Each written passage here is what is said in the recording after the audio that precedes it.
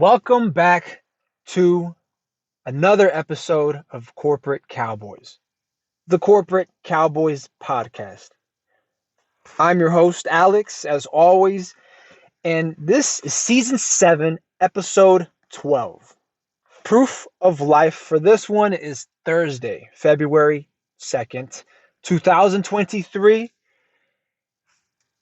And without further ado, we're going to jump right into another 30-minute console. Again, these are free. These are free. Why? Because I got 30 minutes to hand out, right? Even though I charge by the hour, even though I bill my time, sometimes down to 6 minutes, sometimes down to 6-minute increments, because that's just how I get down in my professional life. These are free for those individuals who got caught lacking, are stuck inside a corporate, who believe they're stuck. Their mind hasn't grasped, hasn't completely understood the paradigm in which they find themselves in, which is the corporate world order. You see, you fucked up somehow along the way. You either took the blue pill or you took the red pill and read it out, right? Like when you green out and you threw it up, you don't remember what the fuck happened, right? You complied with some type of mandate because you felt like you had to in order to keep your job, in order to feed your kids, in order to pay your car note or your house note. And you feel like you've got no options. You are demoralized. You might be depressed. You might be going through seasonal, what's it called? Seasonal affective depression or some shit like that. You might be just sad, right? It's not it. You're just in a rut. You might need that spark lit up under your ass. Don't take this as motivation. Take this as instigation. You need to wake the fuck up and move. Because if you don't move, you'll get left behind. You get caught lacking. They ain't gonna give you a chance to reach into to reach over to your holster and pull your piece. They'll just say their piece and leave you.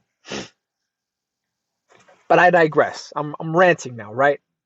The question for today comes out of r/career guidance. And this question is asking for advice. It's asking, can I refuse to work with a coworker? Right off the bat, let me tell you why you fucked up with the question, right? Because your coworker should just be a colleague, right? And if you're asking for permission in advance whether or not you can work or choose not to work with the coworker, you're not taking into consideration the fact that you are your own person. You are a professional. Damn near a corporate cowboy if you know how to handle yourself, if you know how to conduct yourself professionally, if you know how to move within and about corporate. The corporate world is your oyster. No lies, no cap. The corporate world is your oyster. It is what you make of it. It is what you allow to happen. So if you have to ask yourself, can I refuse to work with a coworker? Can I stop working with a coworker for any number of reasons? Maybe you just don't like their face. It's called being entry level forever for a reason. You aren't even entitled to a job, right? You fight for it. You put your name on the line. You signed the dotted line. You signed up for the corporate world order. You signed up to participate. Voluntarily, you signed to be part of the corporate war. Whether or not you realize that, whether or not you wake up to that fact, again, it might be something that I cannot help you with until that realization dawns on you. So let's read the body of this question. It's asking, or essentially it's letting us know, it's telling us that I've been working for corporate for 4 years now. Okay. They've been working in corporate 4 years now. So they've got experience under their belt. They've made a couple of bones, earned a couple of stripes, if that makes sense. They've been around in the same organization, mind you. So they must know this joint, at least their department, right?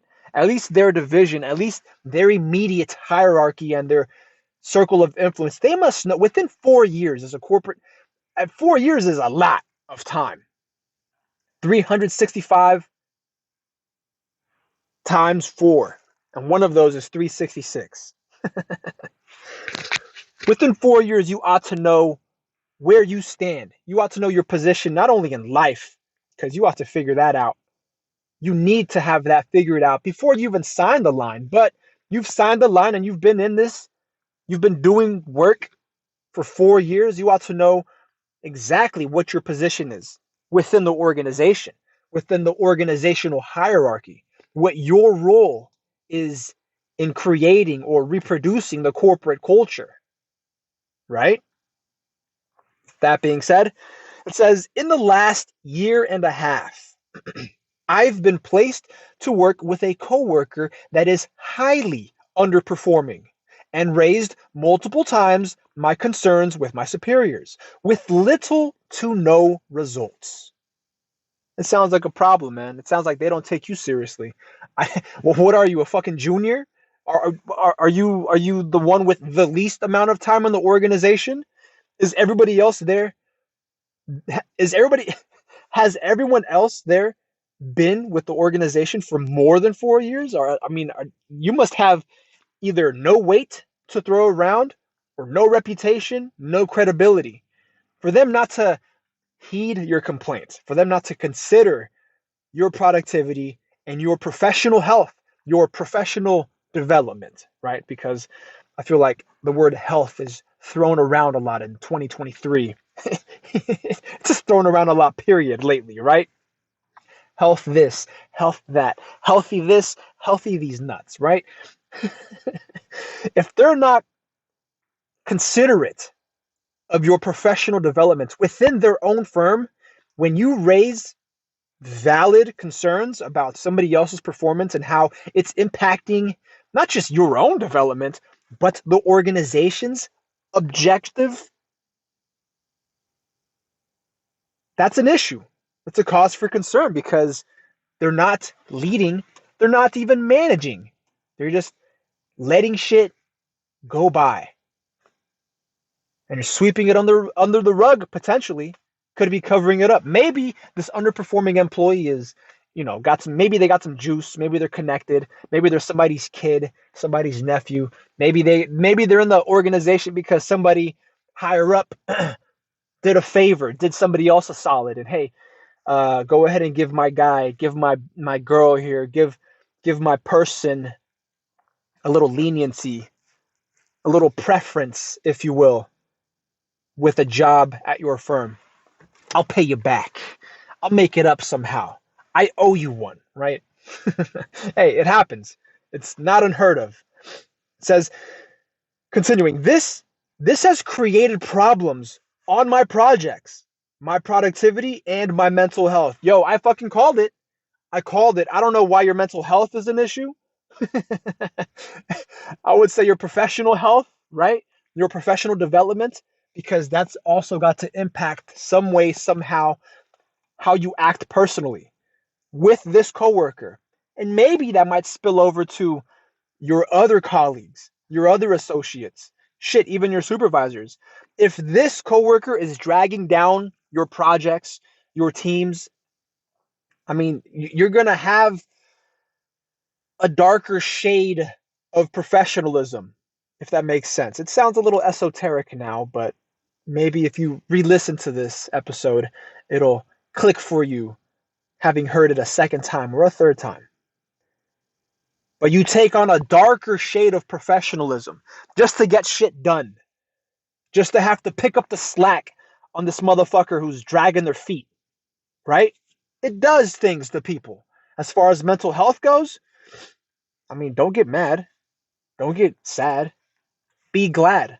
This motherfucker might be giving you an opportunity to grind enough, that it weakens their position and allows you to shine. It's not necessarily a bad thing. It's a bad thing that they're not being productive. Okay. But you turn that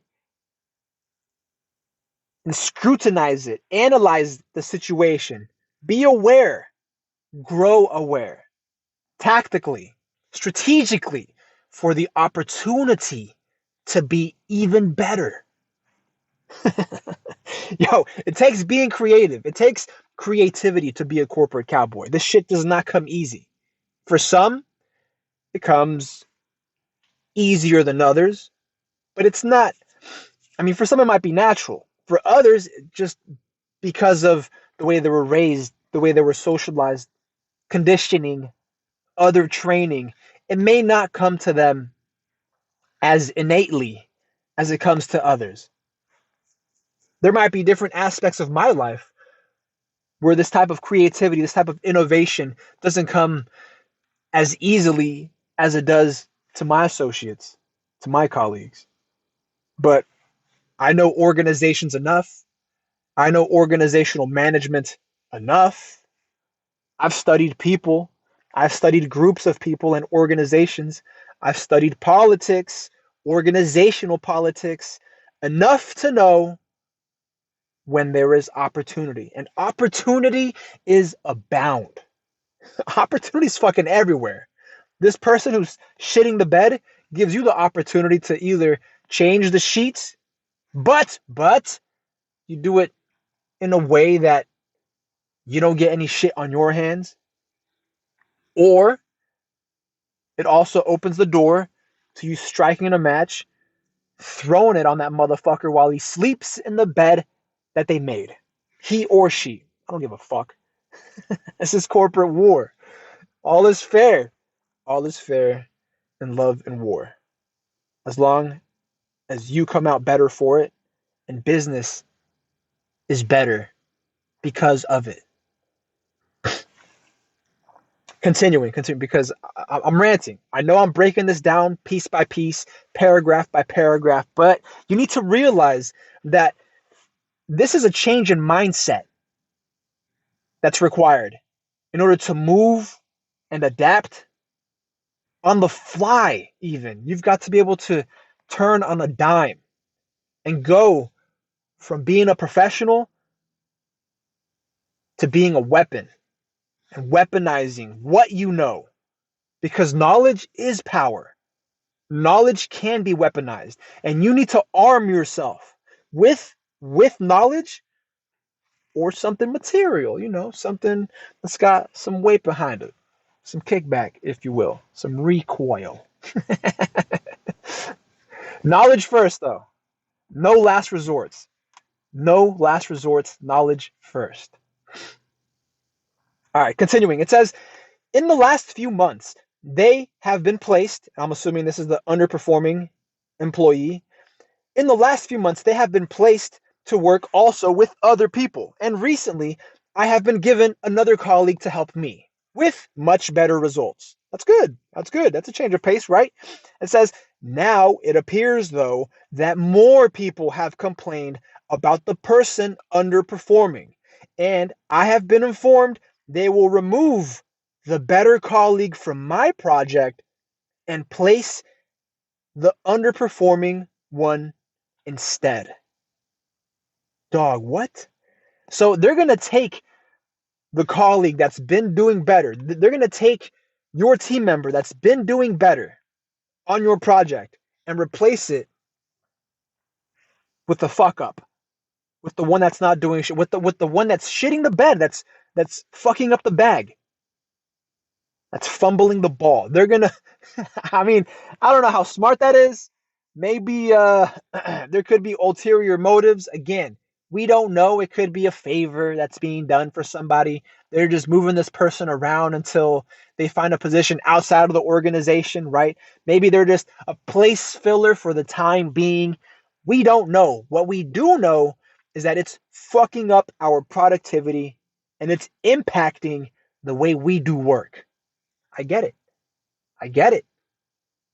It's a cause for concern. Don't get frustrated.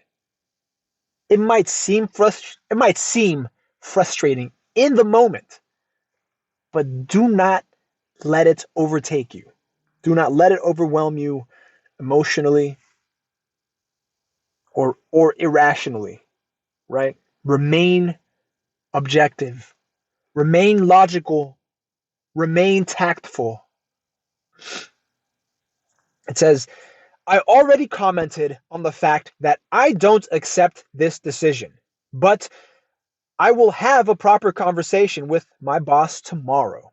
Okay, good. You've asserted your position. You've asserted your stance on having to take on this underperforming uh, coworker, this underperforming employee onto your project, with the potential that you're going to have to either pick up the slack or distribute it to others, right? The only other alternative before all of that is kicking this motherfucker's ass. It could be male or female. Again, I give two fucks. But aside from kicking their ass into gear, lighting a firecracker under that person's ass, you're going to go the formal route. And I respect you for that. I respect you for that. You're maintaining a professional front, right? Unless you're a manager on the project, unless you're a project manager, right? Then you could escalate formal complaints. You could treat this motherfucker like the piece of shit that he is a little bit more, right? Don't fucking cross the line either, right? But you can expose them. You can break their ankles or kneecap them, as they say, and just expose them for the piece of shit that they are. At the same time, I mean, you still want to deliver on the project. Don't make your group look bad for the sake of exposing this motherfucker. No, no. If anything, you want to keep it all internal, have it handled in-house, if you will, taken care of by senior leadership with compliments to your service, right? It says, I already commented on the fact I do not accept this decision, but I will have a proper conversation with my boss tomorrow. Okay. I feel I've been put in a position where I'm unable to work and almost forced to resign. Damn, is it serious like that? Forced to resign. Again, how important are you? You're 4 years into this game with the same organization. We don't know the age, the sex of this original poster of the OP, right? We don't know the age, the sex, the industry that they're in, their past experience, their education. These are all questions that I would take on intake, right? If I'm conducting a first interview, an initial interview, these are questions that I want to get out on the table so that I can apply some context, some contextual facts as far as whether or not they even have leverage to leave, right? Whether or not they've got some kind of bargaining chip in order to either force this person out or have the organization reconsider replacing and moving around these employees because they're fucking up productivity. It could be in their eyes that the productivity of this other project where the better performing colleague is going, it could just be more important, more of a priority. And they're relegating a second priority to yours, right? That's not to say that you're not important. Again, if you're a project if you're not a project manager, I'm sorry to say, but you're just another employee, right? You're just another employee, and it could be cause for getting closer to that last resort. Yo, if this motherfucker is threatening your professional career because they're not pulling their weight, yo, you ought to you I would say pick up the slack, but nah. Pick up that vest. Pick up that weight around their neck enough to hang them with it, right? In a little stranglehold of sorts, and tell them not to come back. You could force them out to resign. How is it that an underperforming employee is causing you to consider to resign? How are you exposing them for the piece of shit that they are? For the drag on company resources, on departmental resources, on group resources, just the drag that they are, not making them feel bad. I mean, there are some psychopaths out there. I get it, understandably. It happens. But if you can't make them aware of the deficit that they create on productivity to the point where they feel bad and want to leave on their own accord, some extra professional measures might be in order. But you're doing right first by going to senior management.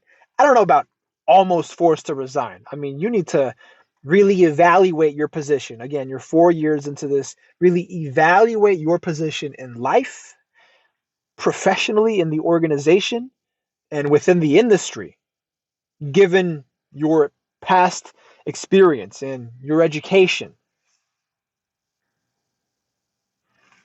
whether or not that's marketable outside of the firm, outside of the organization you're currently at. The last paragraph says, what could be the consequences if I refuse to work with the underperformer? Is there any way that I could explain clearly my point of view to my boss without putting myself in jeopardy? Based on that last paragraph, because it's two questions, right? The first question is asking for what are the consequences if I refuse to work with the coworker, right? If I refuse to work with this other employee. Then the second one is how to clearly explain their point of view.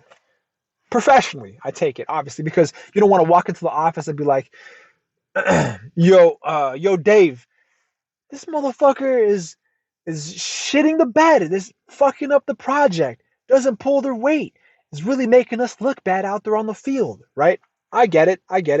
But first, we want to know what the consequences are. And to get to the consequences, you have to think like your supervisor. You have to think like a competent leader of the organization itself, right? If you refuse to work with this coworker, well, how much work can you get done without this coworker?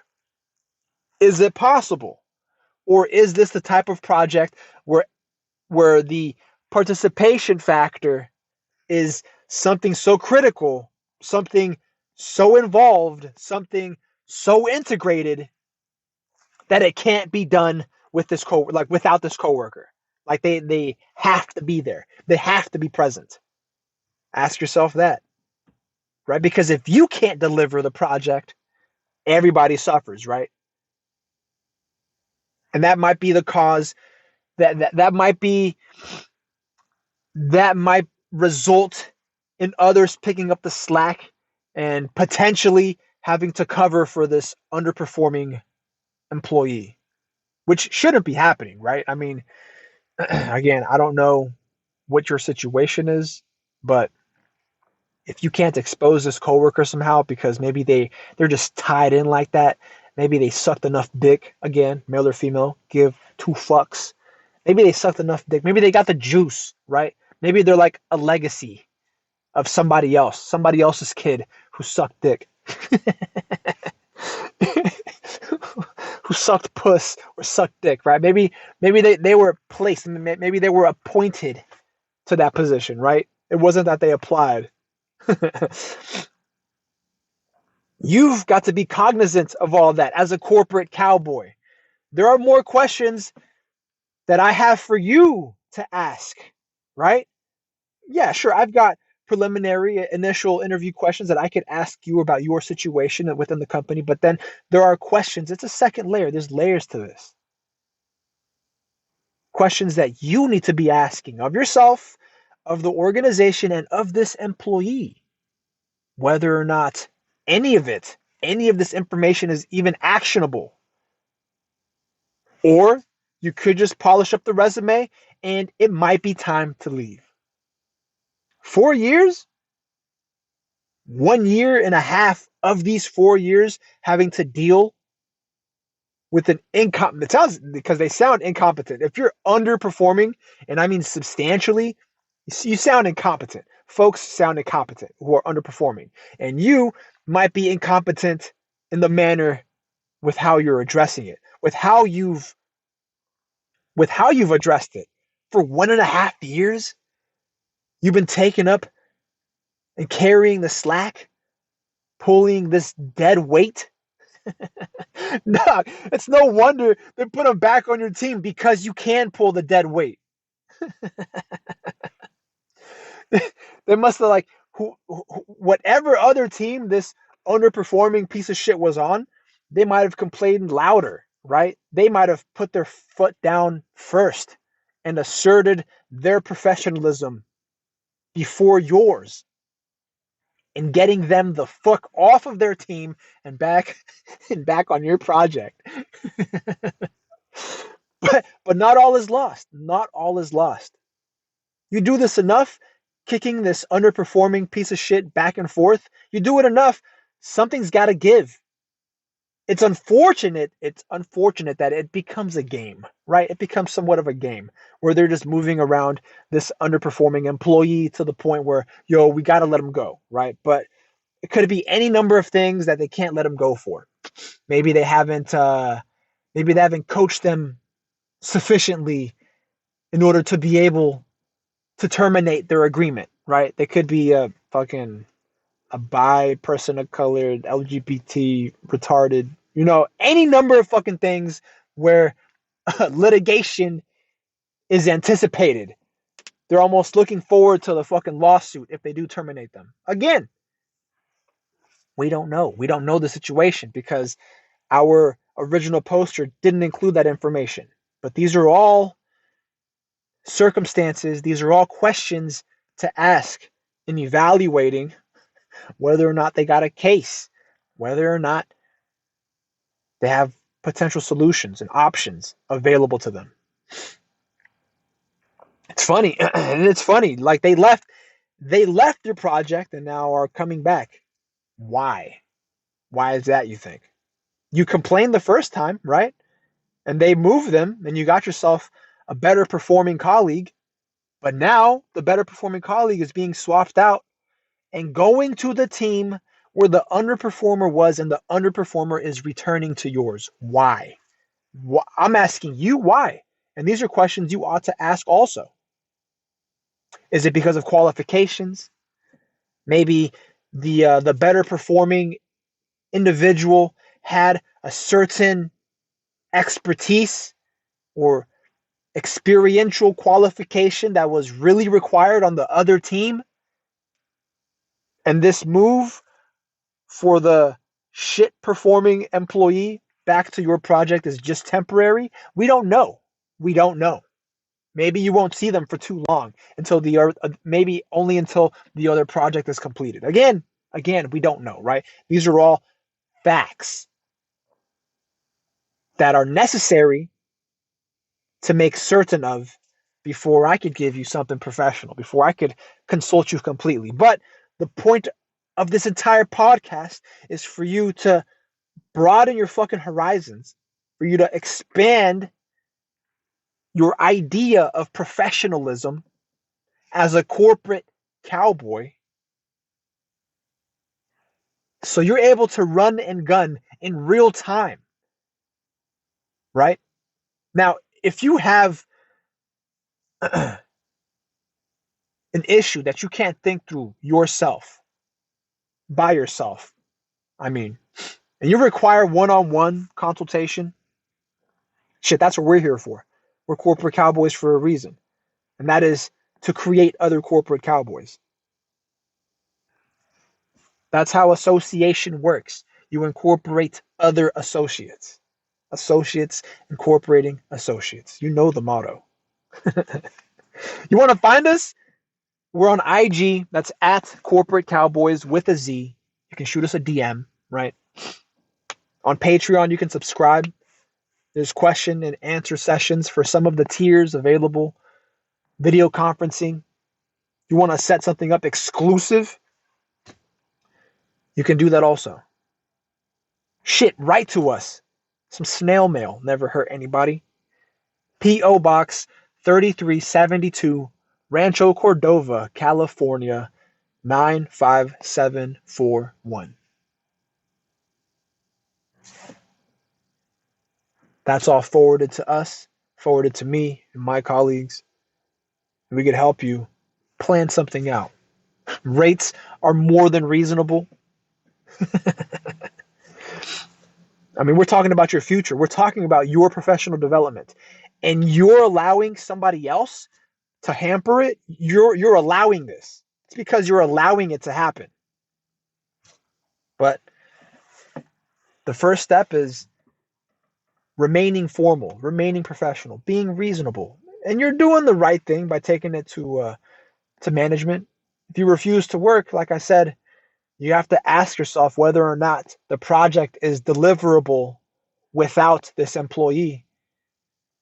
You could scratch their name off the credits, right? If they're not doing shit, why would you give them shit? Why would you allow them to put their name on your shit?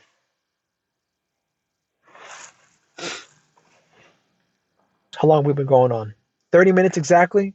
30 minutes exactly. Imagine that. I don't even want to read the comments on this. I know I'm right. I it's like reading reading the comments on this might bias you, the listener, a corporate cowboy in the making, to consider something less than your professional development. Don't. Don't settle for less. Don't settle for less. You need to analyze the situation you're in and you need to be dead sure, 100% certain before you squeeze the trigger on anything, right? Ask yourself whether or not the situation warrants you putting your foot down, letting management know that they either got to boot this motherfucker off because we can work without them, or realize that maybe this person is a key figure. They could be a key figure to the company, right? If here's another. If they are favored, right? Who do they know and why are they there? Boom. You got another in. You got another hook. You got another thread to pull on, to cut through. That's all you, baby. You got to think like a corporate cowboy. That entails you know how to move professionally, how to socialize, how to network. This piece of shit could be somebody of importance to somebody else. That's for you to find out. In order for you to know your worth, you need to know your worth in relation to everybody else. See, that's some corporate cowboy shit. For another episode at that. Because 30 minutes is enough. Time is money. I'm not going to say mine is expensive because this podcast is out of not charity, but generosity, benevolence, even. I want the folks that we associate with to think like us, to think like corporate cowboys.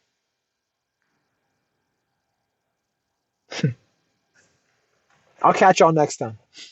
Take care.